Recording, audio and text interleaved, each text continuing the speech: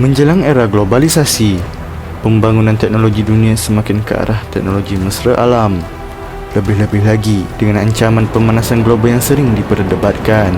Antara hasil pembangunan teknologi ini termasuk pengenalan sumber-sumber tenaga yang boleh diperbarui dan kelebihannya dari segi kemesraan alam.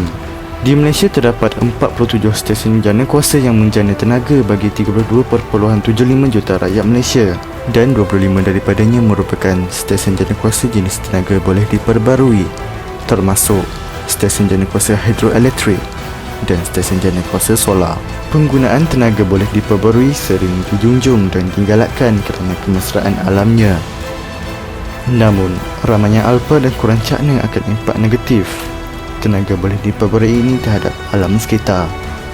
Di sini kita akan bincangkan keburukan sumber tenaga yang boleh diperbarui.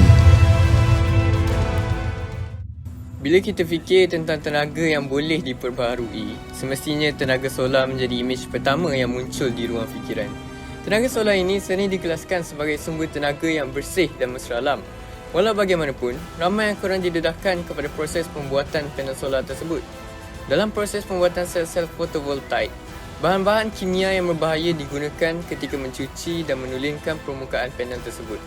Bahan-bahan kimia ini harus dibuang dan dilepuskan menurut prosedur keselamatan yang ketat agar tidak mencemarkan alam sekitar. Pada masa kini mungkin tidak menjadi masalah, tetapi ke hadapan 40-50 tahun, pelepusan panel solar akan meningkat secara mendadak sekiranya pengeluaran panel solar terus meningkat dalam tahun-tahun tersebut. Ini membawa risiko sekiranya panel-panel solar tersebut pecah dan mendedahkan bahan kimia tersebut, lantas menyebabkan pencemaran pada alam sekitar.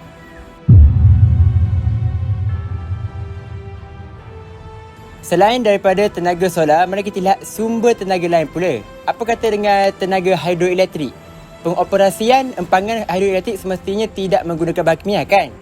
Benar, pengoperasian empangan tidak menggunakan bahan kimia yang berbahaya. Walau bagaimanapun, proses pembinaan empangan memberikan impak yang negatif terhadap alam sekitar.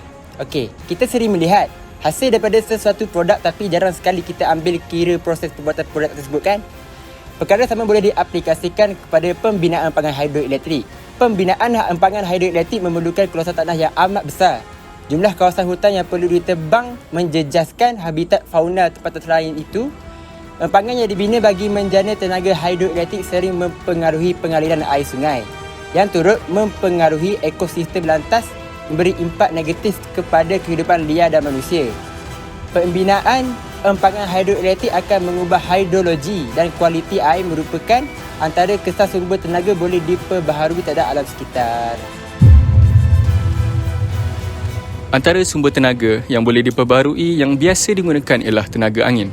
Berdasarkan laporan JRC, Joint Research Centre menyatakan bahawa pada tahun 2014, tenaga angin membekalkan 8% sumber elektrik kepada Eropah. Walaupun kaedah ini maju digunakan di Eropah, negara Malaysia tidak turut serta dalam pembinaan kincir angin oleh kerana ciri geografi Malaysia yang kurang sesuai untuk kincir angin dibangunkan. Antara kelebihan tenaga angin berbanding tenaga lain ialah jimat ruang. Kincir angin hanya memerlukan sedikit ruang untuk pembinaannya. Selain itu, kos pemasangan turbin angin lebih rendah berbanding kaedah lain. Tetapi apa yang kita mahu titik beratkan ialah keburukan teknologi dalam mengeksploitasi tenaga angin. Pertama, ialah pencemaran bunyi. Walaupun tenaga angin adalah bentuk tenaga yang bersih, masalah bunyi yang terlampau bising yang dihasilkan oleh bilah pemutar akan menjadi antara masalah besar. Selain itu, kincir angin akan menjadi ancaman terhadap hidupan liar, sebagai contoh burung-burung dan kelawar yang banyak terbunuh akibat terlanggar kincir angin tersebut.